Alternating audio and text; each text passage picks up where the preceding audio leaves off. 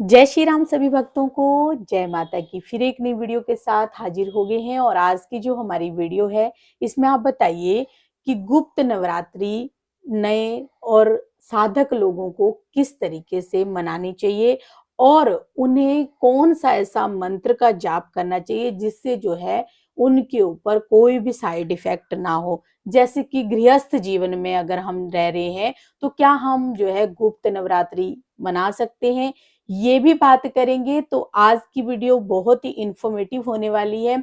जो लोग चाहते हैं कि हमें मंत्र का ज्ञान मिले तो हमारे साथ अंत तक बने रहना, तभी आपको सारी वीडियो समझ में आएगी। और अभी तक अगर चैनल को सब्सक्राइब नहीं किया है तो सब्सक्राइब करके रखिए ताकि आने वाली हर एक वीडियो की नोटिफिकेशन जो है आपके फोन में तुरंत पहुंच जाए। चलिए शुरू करते हैं आज की वीडियो। जय श्री राम जी। जय श्री राम, जय श्री बालाजी महाराज, जय माता की।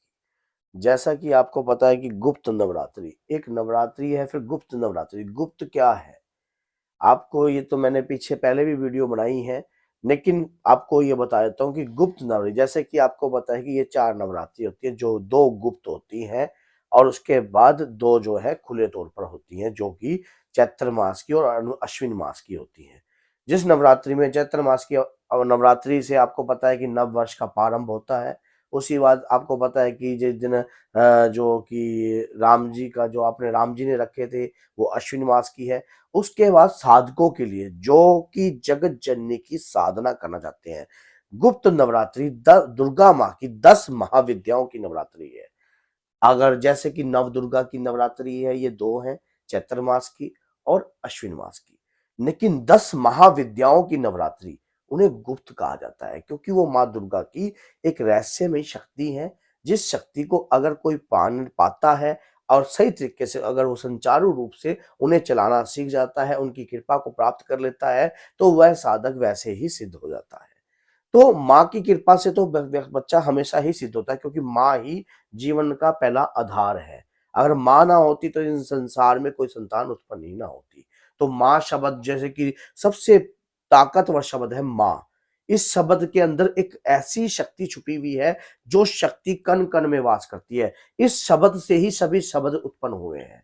तो आप सोच के देखिए, माँ की कृपा को आप जागृत करना चाहते हो कि गुप्त नवरात्रि में अगर आप चाहते हो कि कोई भी ऐसा मंत्र आपको प्राप्त हो जिससे आपको माँ की कृपा भी मिल जाए, माँ की छत्र छाया भी मिल जाए। देखिए, कई बार ऐसा होता है कि गुप्त नवरात्रि में जैसे कि तांत्रिक लोग, साधक लोग कोई साधना करता है और कोई गुरु के सानिध्य में करता है, जैसे कि माँ काली की आराधना करते हैं।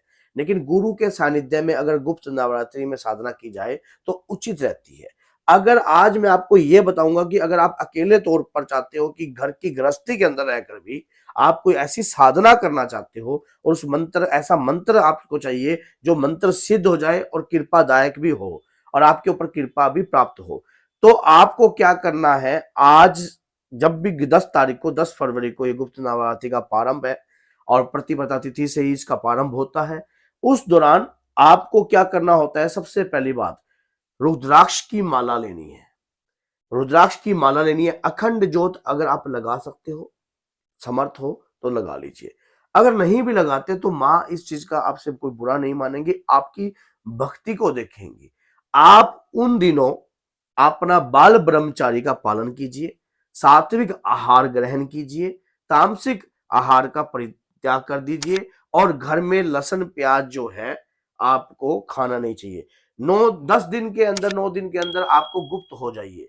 किसी से कम बात कीजिए, कम बोलिए, अपने व्यवहार में चेंजिंग लाइए। ये चेंजिंग शुरुआती तौर से ही लानी पड़ती है। थोड़ी थोड़ी चेंजिंग शुरुआती तौर से, जैसे छोटे छोटे अनुवर्त रखने स्टार्ट कर दीजिए। आपके जीवन में अगर आप चाहते हो कि माँ की अपरंपार कृपा को प्राप्त करना, ऐसे अभद्र जो भी आपके चित्र आते हैं या कोई भी टिप्पणी आती है, ऐसे को देखना पसंद मत कीजिए। जहां किसी की निंदा होती हो ऐसी स्थान को छोड़ दीजिए, और जहां पर किसी का कोई बुरा कार्य हो रहा हो तो ऐसा कार्य भी बंद कर दीजिए। क्योंकि गुप्त नवरात्रि 10 महाविद्या की शक्तियों की नवरात्रि है। इस समय अगर आप माँ की आराधना करते हो, पूजा करते हो, माँ दुर्गा की कृपा आपके ऊपर होती ही होती है। अब आपको क्या करना है, ओम दुम दुर्गाय नमः, इस मंत्र का जाप करना है। ये ऐसा मंत्र है, माँ दुर्गा का बीज मंत्र है। इस मंत्र से माँ की कृपा आपको प्राप्त होगी ही होगी। और जो भगत अब माँ की कृपा को प्राप्त करना चाहता है कि मेरी माँ की कृपा मेरे शरीर पर आकर वास करे और मैं उस कृपा से जन का कल्याण करूं, तो इन गुप्त नवरात्रि के अंदर उन कृपा को प्राप्त कर सकता है। इस मंत्र की माला का गोमुखी में जाप कीजिए। देखिए विधि विधान, जो आप सोचते हो कि मैं नवरात्रि का व्रत करूं, तो व्रत करने की आवश्यकता नहीं होती है नवरात्रियों के अंदर। ये नवरात्रि साधना के लिए होती है, भक्ति के लिए होती है, भक्ति रूपेण के लिए होती है और मंत्र जाप आपको के लिए। मंत्र की शक्ति को उदय करने के लिए होती है। मान लीजिए आपको आप पहले भी इस मंत्र का जाप कर रहे हो या लगातार कोई ऐसे मंत्र का जाप कर रहे हो, तो आप उस मंत्र का जाप भी कर सकते हो, क्योंकि इस समय पर जितना जाप आप करते हो वो करोड़ों अरबों गुना फलदायक होता है।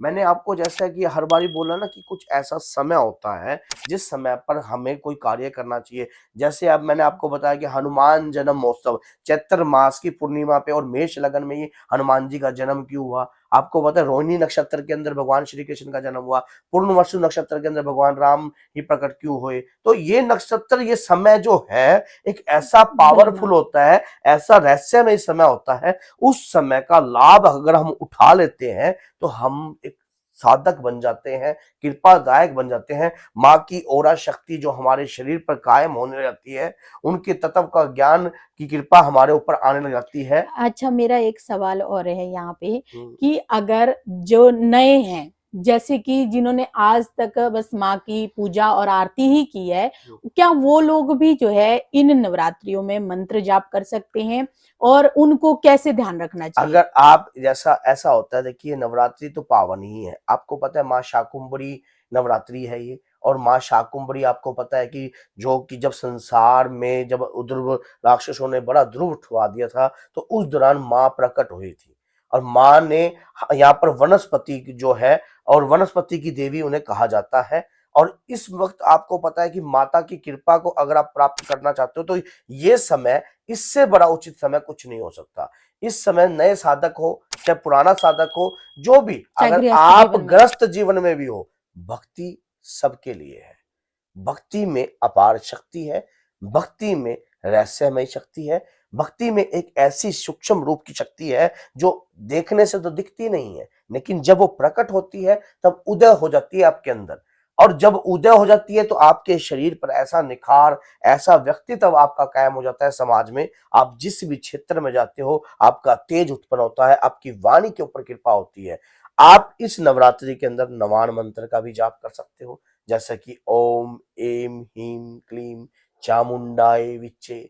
ज्यादा गहराई में बढ़ने की आवश्यकता नहीं होती है, क्योंकि जब कोई व्यक्ति किसी भी शक्ति को प्राप्त करने की कोशिश करता है और जिद करता है, तो एक बात याद रखना, शक्ति की ऊर्जा जो होती है ना, ऊर्जा, अगर कई बार आपने देखा होगा आपके घर के अंदर मशीन चल रही है, अचानक ही वोल्टेज ज्यादा आ जाए तो टीवी भी सड़ जाते हैं, फ्रिज भी सड़ सकता है। इसी प्रकार से आपका गृहस्थ जीवन के अंदर रहकर, मैं गृहस्थ जीवन के अनुसार आपको बता रहा हूं कि नॉर्मली 11 माला, 21 माला, इस प्रकार से कि हे मातेश्वरी, मैं आपकी शरण में हूं।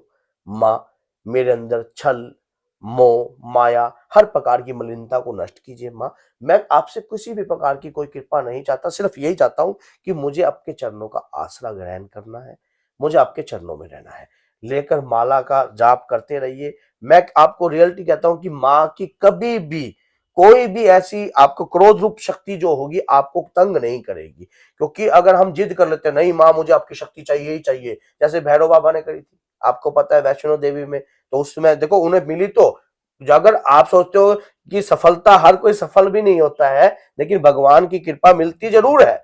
अब दया की लेकिन दृष्टि चाहते हैं हाँ, गृहस्थ में तो हमें हम। सिर्फ दया की दृष्टि चाहिए माँ, क्योंकि ये जो गुप्त जैसा कि नाम गुप्त है, तो गुप्त नवरात्रि है, साधकों के लिए होती है, भक्ति भाव के लिए होती है, इच्छा को प्रबल, इच्छा को जागृत करने के लिए होती है, समाज में अपना ओरा कायम करने की होती है, अपना व्यक्तित्व कायम करने के लिए होती है। क्योंकि समाज में अगर कोई व्यक्ति आपको बार बार नीचा दिखा रहा है कोई भी, तो इस समय आप जितनी भी भक्ति करोगे उतना ही आपका ओरा मजबूत होगा, तेज उतना ही शरीर पर तेज उत्पन्न होगा, उतना ही व्यक्तित्व कायम होने लग जाएगा। इस समय इस मंत्र का जाप कीजिए। भोग आपकी इच्छा के अनुसार है, जो भोग आप लगाना चाहते हो। माँ के प्यारे चैनल है हमारा, उस पर माँ से जुड़ी हुई वीडियो है और वहां पर सभी सब डिटेल जानकारी। मिली हुई है, किस प्रकार से आपने भोग लगाना है, भोग भी आप लगा सकते हो। तो बोलिए जय सीताराम, जय श्री बालाजी, जय माता।